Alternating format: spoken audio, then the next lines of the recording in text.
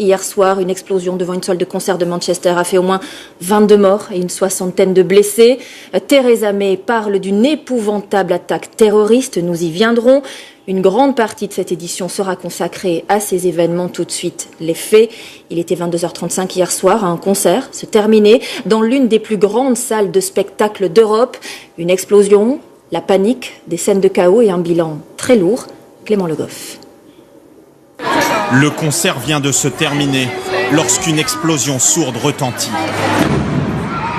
Oh my God. Il est un peu plus de 22h30 hier soir à Manchester. What's going on? Les spectateurs s'interrogent Oh my God. avant d'être gagnés par la panique. La foule cherche à sortir par tous les moyens. Certains enjambent les barrières.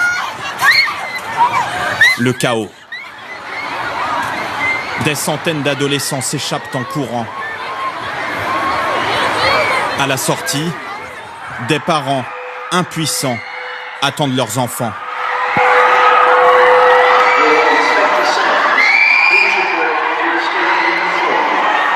Au micro, des annonces tentent de rassurer. Mesdames et messieurs, prenez votre temps s'il vous plaît.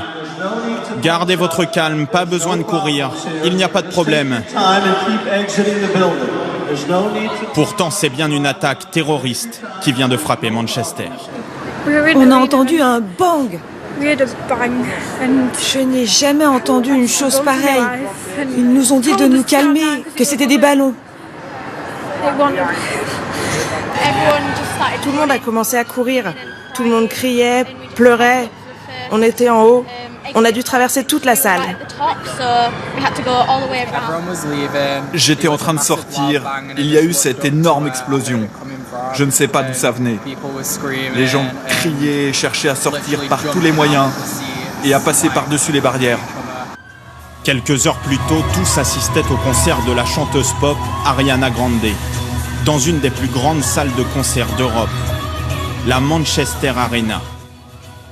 Plusieurs milliers de personnes étaient présentes. L'attentat suicide a été commis dans un couloir d'accès au métro par un homme seul, selon la police. Je peux confirmer que l'assaillant est mort dans l'attaque.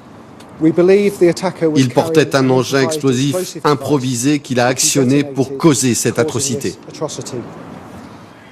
Au moins 22 personnes, dont des enfants, sont décédées et on dénombre des dizaines de blessés. Rapidement, les ambulances affluent, le quartier est bouclé.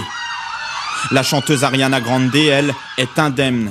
Sur les réseaux sociaux, elle écrit « Brisée, du fond du cœur, je suis terriblement désolée. Je n'ai pas de mots. » Il s'agit de l'attaque la plus meurtrière au Royaume-Uni depuis les attentats de Londres, il y a 12 ans. Oui, en direct de Manchester, devant la salle de concert, nous attend notre correspondant en Grande-Bretagne, Loïc de la Mornay. Loïc, le quartier est bouclé, on imagine une atmosphère très pesante, une ville sous le choc. Absolument, Marie-Sophie. Manchester, une ville en état de choc depuis qu'hier soir, peu après 22h30, les spectateurs sont sortis en panique par les portes que vous voyez juste derrière moi, celle de l'Arena, et évidemment des spectateurs apeurés par la très violente déflagration. Une ville en état de choc après le bilan qui est très lourd, vous l'avez dit, 22 morts, 59 blessés à l'heure où je vous parle. Et puis enfin, surtout une ville en état de choc sur le symbole. On a entendu au cours de la nuit ici ces mots, c'est le Bataclan anglais, en référence évidemment aux attentats de Paris de novembre 2015. Alors, il n'y a pas de hiérarchie dans l'horreur, il n'y a pas de hiérarchie dans les bilans, mais il y a un même symbole, celui de la jeunesse qui était attaquée hier. Vous l'avez dit, Ariana Grande était une artiste extrêmement populaire auprès des jeunes. Il y avait beaucoup d'enfants qui comptent parmi les victimes, beaucoup d'adolescents, beaucoup d'adolescentes qui étaient dans cette salle avec leurs parents. Et c'est clairement cette jeunesse qui a été visée par le terroriste hier soir.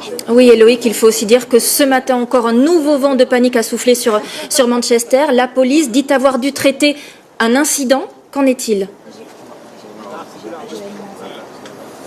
Oui, on a effectivement entendu une détonation il y a quelques minutes et la police vient d'évacuer un centre commercial voisin. Pour l'instant, on ne sait pas s'il s'agit d'une fausse alerte ou s'il y avait vraiment une interpellation par exemple en cours ou le désamorçage d'un engin explosif. En tout cas, l'enquête se poursuit. On vient d'apprendre d'ailleurs qu'un homme venait d'être arrêté, mais encore une fois, nous n'en sommes qu'au tout début de l'enquête. Évidemment. Merci beaucoup Loïc de la Mornay. On vous retrouvera un peu plus tard dans ce journal.